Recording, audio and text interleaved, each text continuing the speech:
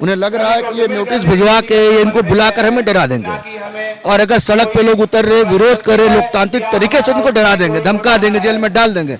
इन्हें ऐसा प्रतीत हो रहा है। लेकिन इनको हम याद दिलाना चाहेंगे कि कहा जाता था कि अंग्रेजों के हुकूमत में कभी अंधेरा नहीं होता है, हमेशा सवेरा रहता है। उनको हमने खदेड़ने का काम किया। हमारा एक ही नारा है, पहले लड़े थे गोरों से, अब लड़ेंगे चोरों से। यहाँ आटा, दाल, चावल, जो दूध का जीएसटी बढ़ा दिए, पनीर का जीएसटी बढ़ा दिए, सिलेंडर गैस का दाम बढ़ा दिए।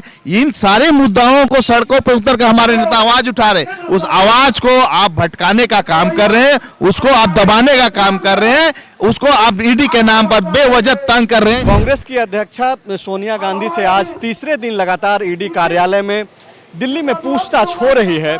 और मेरे ठीक पीछे आप देखिए कि जिला कांग्रेस के द्वारा जो है आज सत्याग्रह किया जा रहा है। मोराबादी के बापू प्रतिमा के ठीक बगल में यह जगह का चयन किया गया है और कई सारे जो कांग्रेस के नेतागण हैं वो मौजूद हैं।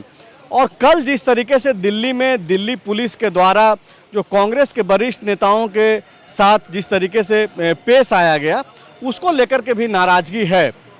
हमारे साथ अजय नाथ सहदेव जी हैं। किस तरीके से आप लोग ये देख रहे हैं और ये जो सत्याग्रह कर रहे हैं, क्या उसका बेनिफिट्स मिल रहा है या फिर आप लोग एक कोरम की तरह जो है लगे हुए हैं? देखिए, आदरणीय सोनिया गांधी जी देश के एक बहुत ही सम्मानित लीडर हैं, कांग्रेस पार्टी के अध्यक्ष हैं, और उनको पूछताछ के बहाने जो मोदी और अमित शाह की जो सरकार है वो सेंट्रल एजेंसीज का दुरुपयोग कर रही है। कांग्रेस का मनोबल तोड़ने की मंशा इनकी लगातार रही है। आपने देखा होगा ये हमेशा कांग्रेस मुक्त करने की बात करते थे, और इसके पीछे एक ही उद्देश्य है कि इनको डर लगता है अगर देश में अगर तो कांग्रेस पार्टी से ही लगता है।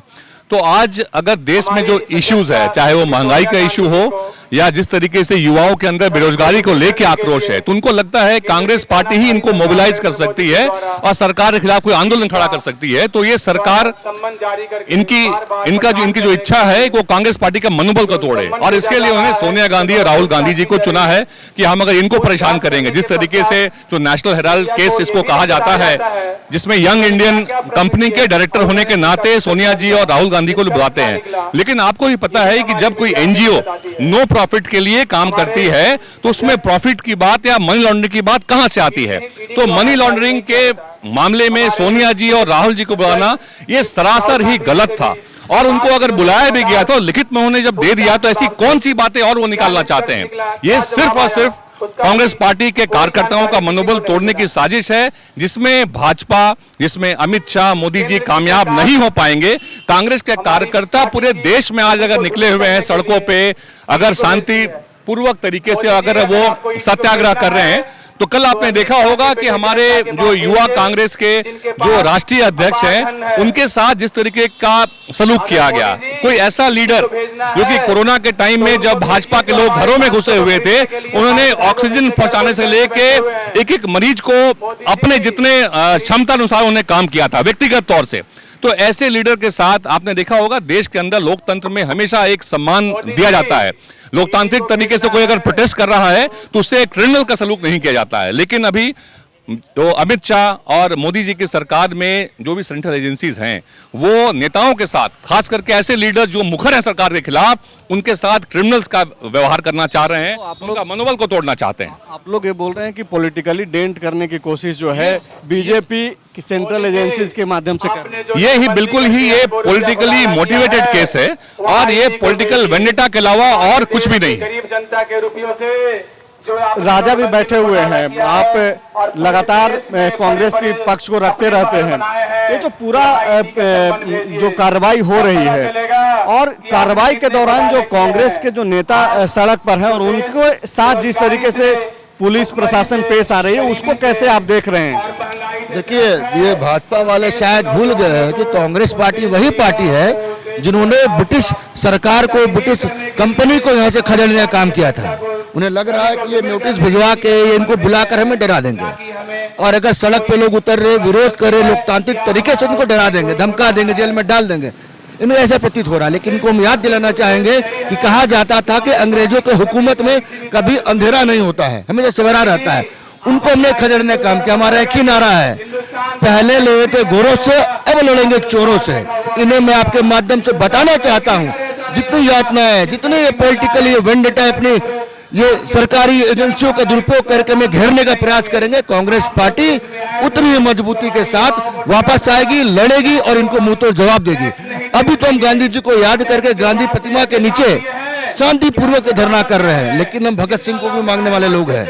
मैं चेतावनी देना चाहता हूँ बीजेपी के जो ये बड़े मठाधीश वहां बैठे हैं, अगर हमारे नेताओं के ऊपर आक्षेप लगाने का प्रयास करेंगे, गलत आरोप लगाने का प्रयास अगर ये नहीं रोकेंगे तो हमारा आंदोलन उग्र होगा और इनकी तपिश उन्हें वहां तक सुनाई पड़ेगी, वहां तक महसूस होगी।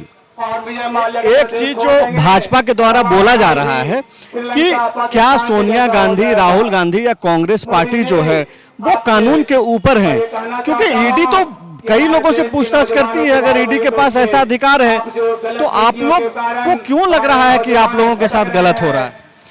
देखिए, ईडी से या सीबीआई से कोई बड़ा नहीं, ये भी मानते, कानून से कोई बड़ा नहीं, लेकिन जिस केस को आपने 2015 में खत्म कर दिया, क्लोज कर दिया और फिर 2000 में आप रीओपन करके केस को नई परंपरा स्थापित किया है, क्या कारण है कि आप फिर से केस को जब 2015 में आपने बंद कर दिया और 2000 फिर चालू करके फिर इस पूछताछ कर रहे हैं? इसकी लड़ाई है हमारी। आप पूछताछ करने से हम थोड़ी मना कर रहे हैं, पूछताछ कीजिए ना, लेकिन बेवजह हमारे विपक्ष के नेता जो सड़कों पर उतरकर जन मुद्दों का आवाज उठा रहे, जनता की लड़ाई लड़ने के लिए, यहाँ आटा, दाल, चावल, जो दूध क्या जीएसटी बढ़ा दिए, पनीर का जीएसटी बढ़ा दिए, सिलेंडर गैस का दाम बढ़ा दिए, इन सारे मुद्दाओं को सड़कों पर उतर कर हमारे नेता आवाज उठा रहे, उस आवाज को आप भटकाने का काम कर रहे हैं, उसको आप दबाने का काम कर रहे हैं, उसको आप ईडी के नाम पर बेवजह तंग कर रहे हैं। इसलिए हम लोग सत्याग्रह के मार्गों पर अभी चल रहे हैं, गांधी के बताए हुए रास्ते पर, सत्य और अहिंसा के रास्ते पर चल रहे हैं।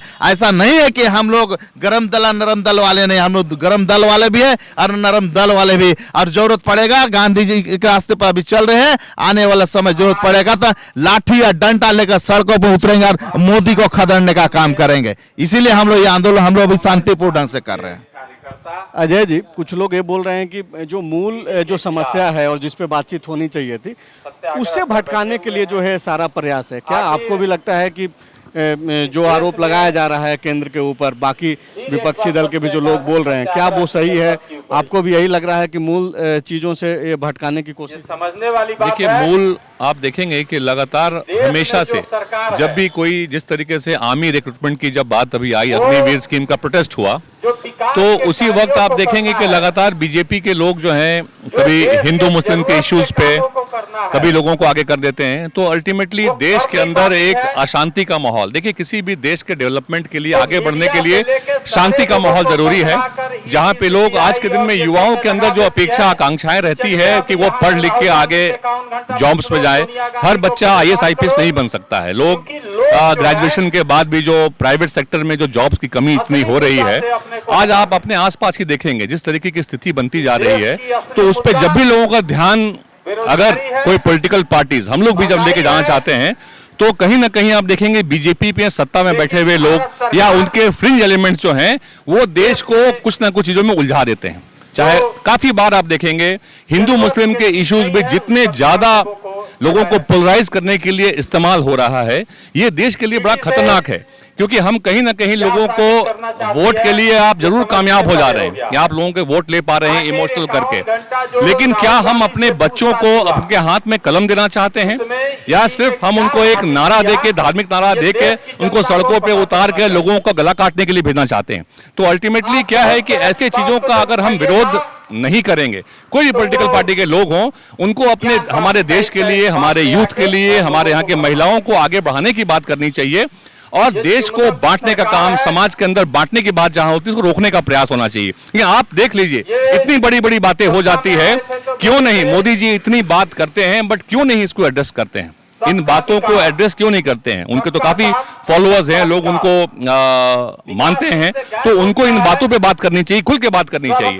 और मुझे लगता है कि आज के दिन में राहुल गांधी जी और सोनिया गांधी जी यही व्यक्ति हैं, कांग्रेस पार्टी है जो कि मोदी जी से और अमित शाह के पॉलिसीज से लड़ सकती है, और इसीलिए कहीं ना कहीं आप देखेंगे कि इनको दबाने के लिए सारा कुछ प्रयास हो रहा है। तो ये जो कांग्रेस पार्टी के जो लोग हैं, उनको ये लग रहा है कि ईडी के जरिए राहुल गांधी और सोनिया गांधी को इसलिए टारगेट किया जा रहा है क्योंकि जो मूल समस्याएं देश में मौजूद है, उस पे काम नहीं हो, उस पे चर्चा नहीं हो सके। और ऐसे में जो लोग महंगाई, बेरोजगारी, इन सब मुद्दों पे बात करने वाले हैं, उनको किसी न किसी तरीके से जो है ईडी माध्यम बन सके या सीबीआई माध्यम बन सके, इन सब चीज़ों के जरिए जो है उनको परेशान किया जाए। शुक्रिया। बायोम। डॉक्टर बनने का है सपना मगर सही गाइडेंस की है कमी, तो आए बायोम। रांची में सिर्फ मेडिकल की तैयारी के लिए एक बेहतरीन संस्थान, नीट और एम्स की तैयारी के लिए सन 2001 से मेडिकल प्रिपरेशन के लिए सबका भरोसेमंद संस्थान बायोम, हीनू एवं नगरटोली, Ranchi. thefollowup.in. Like, share, and subscribe. www.thefollowup.in